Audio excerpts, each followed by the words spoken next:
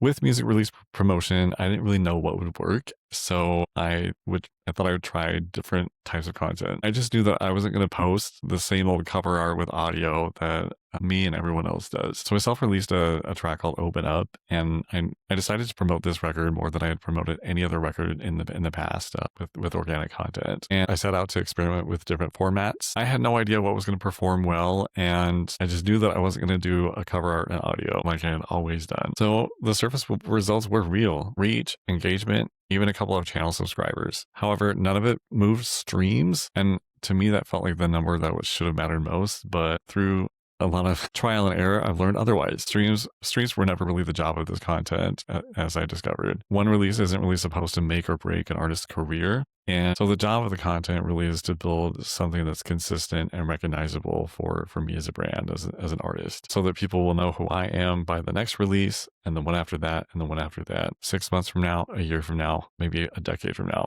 So judging this as a driver of streams, it was a loss. But judging as brand building and teaching me some lessons, it did exactly what it was supposed to do. So I didn't really have a prediction going into this, I just was refusing to do the obvious thing. And the only way to really know what worked is to go in and analyze and look at the data piece by piece. I made 20 pieces of content to promote this release, and here's the honest scorecard. So for context, I'm defining success right now for this particular promotion strategy: reach.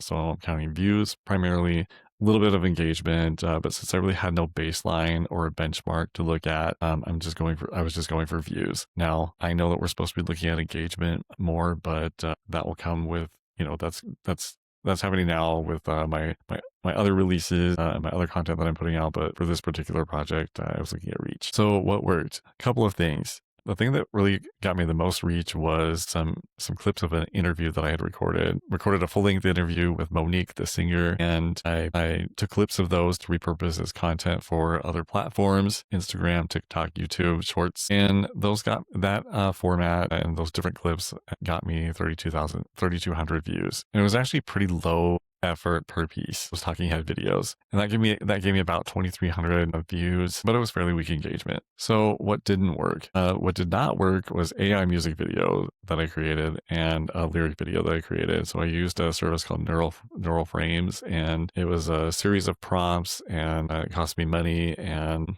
to do both the music video with kind of a storyline and then also a lyric video. Neither one of those really panned out very well as far as reach, and it didn't really build my brand as an artist. So in between what worked and what didn't work was a couple of things. The full interview that I recorded really didn't get that many views on YouTube, but I will have to say that because I got so much content from it, it was well worth it. And then the tutorial shorts, I actually also created some tutorial shorts, just a couple of minutes, doing a track-by-track walkthrough in my DAW, and that is kind of in the middle. It got a reasonable amount of views and a fair amount of engagement, but it wasn't as effective as the other formats that I mentioned. So going forward, something I would absolutely repeat are the interviews and the talking head videos, and I'll continue to do tutorial or walkthrough videos as well. I am definitely not going to be doing an AI music video or a lyric video with AI again soon. It turns out that my lowest effort content yielded the highest results, and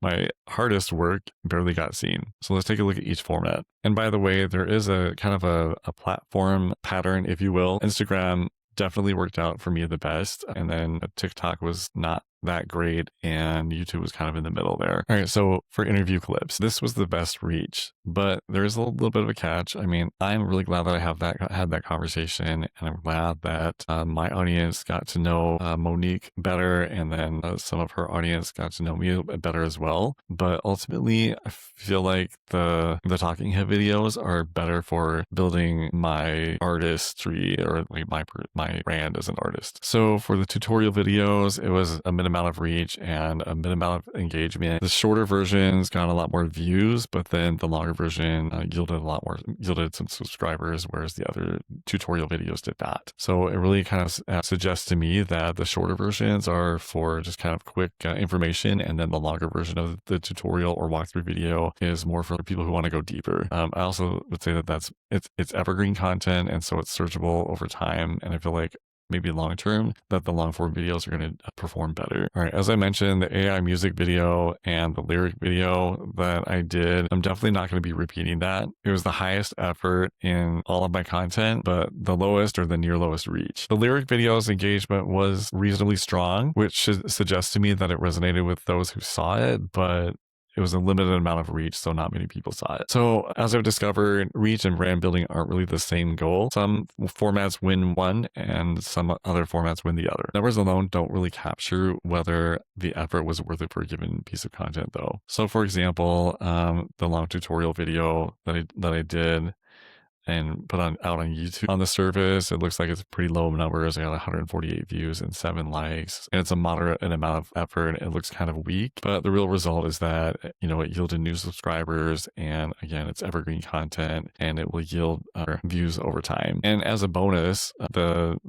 walkthrough videos that I did are evidence that I'm creating in my DAW and not using AI to generate my music. So I will be doing more walkthrough videos or tutorial videos. I mean, I shouldn't say tutorial because I'm not really in a position to be teaching, but it's more like sharing what I've learned and what I know. In contrast, the AI music video and the lyric video, those were both really high efforts and yielded no results. And so my honest take is that I don't regret doing that because it gave me the information that I needed to know what didn't work, but I won't be doing those again anytime soon. I might do a lyric video in a different way, but not using AI, and it'll look a little bit different than what I used. So the core takeaway here is that effort and results don't move together. So if you're about to promote your own release, here's what I wish I knew before I made 20 pieces of content to promote my own release. This is definitely not like a what you should do. It's more of like, here are some ideas, or here are some things that worked for me and what didn't work for me, and you can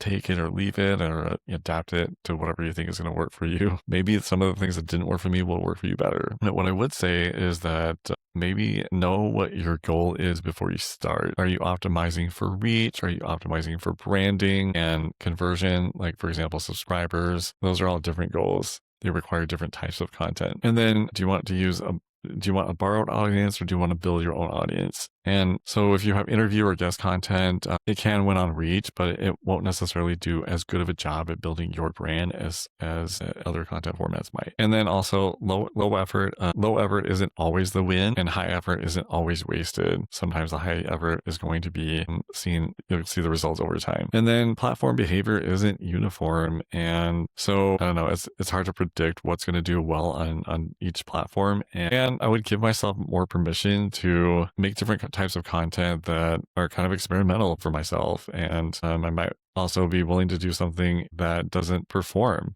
just because it is something that I'm learning from, or if it's building some of the metrics that I can't measure yet, like for instance, artistic identity, proof of craft, and just consistency over time and long-term trust with an audience. So as I discovered that this content strategy wasn't about streams, here's what I'm actually doing differently. I'm not really optimizing for views anymore. I'm optimizing for a consistent, recognizable presence over time, essentially building a brand. And I'm going to double down on the interview format just because, I mean, even though it might be building someone else's brand, I think both sides are winning, and having more of those conversations keeps expanding the amount of people that have heard of you. I think collaboration is good and both parties win. I'm also going to keep doing talking head. I'm feeling that I'm able to clarify my message a little bit more with those talking head videos. And I feel like that's resonating with people. It's starting to anyway. And then I'm also going to try some other formats. So for example, I might dance to my record, something like that, or I might just do a lip sync to my music, or I would like to have the singer sing some music or sing to the music and maybe do some lyric overlays to that. So I'll be trying out some different things in the future. So be on the lookout for that.